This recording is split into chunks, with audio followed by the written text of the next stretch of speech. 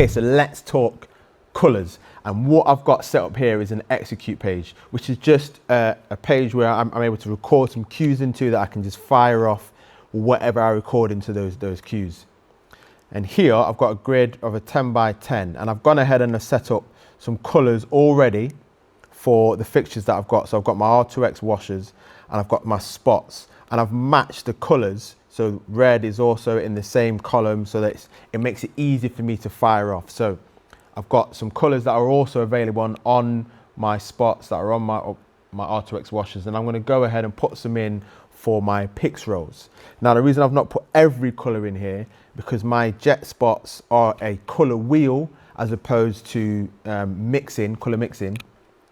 I've tried to match the colors that are available on my spots, also match them with my R2X washers, and then we're going to do the same thing for our pix rolls.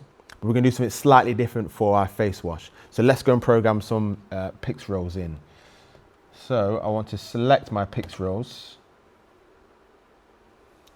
and then we're going to put them in a color. So let's start with red, and then I'm going to come over to my execute page.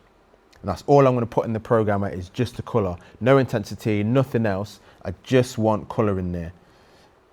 And let's name that red. Now, one other thing I'm going to do is, whilst the programmer is now clear, just as a visual cue for me, I know that these are the pix rolls.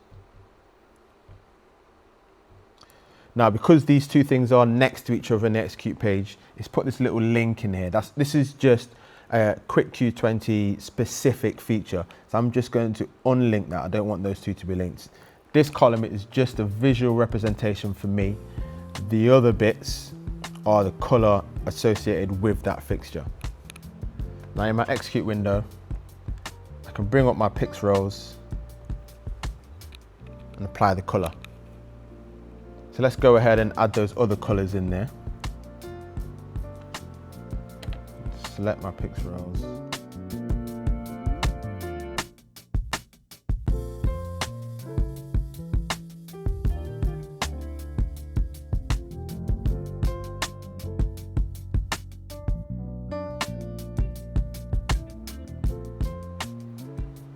I'm going to add that link back in, which is just a specific feature for this desk.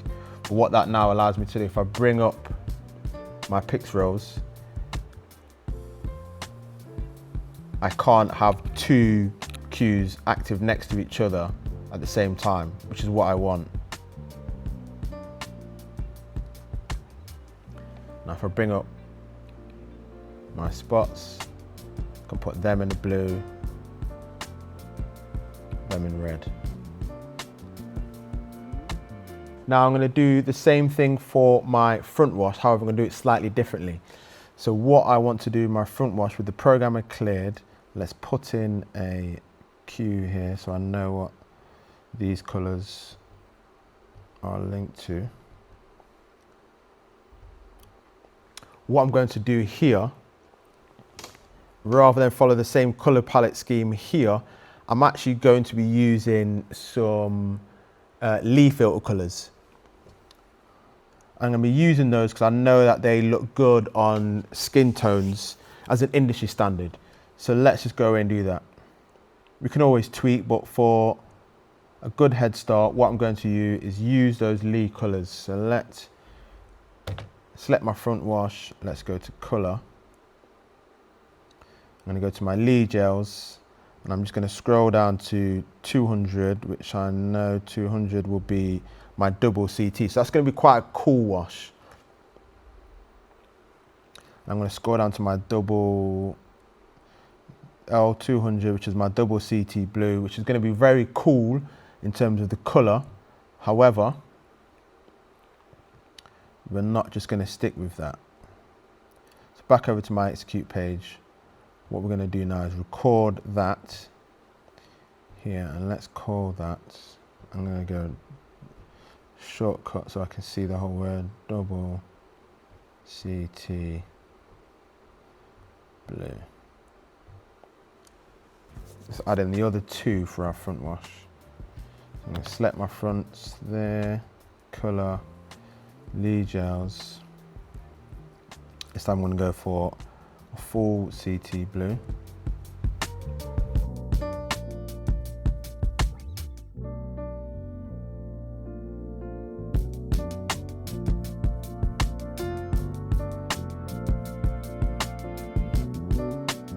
Now we can have a look.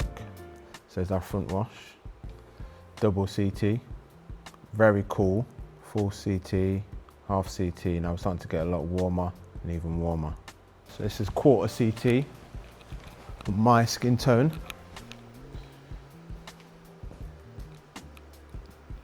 It's half CT, my skin tone. Might be a bit too warm for my skin tone. Full CT,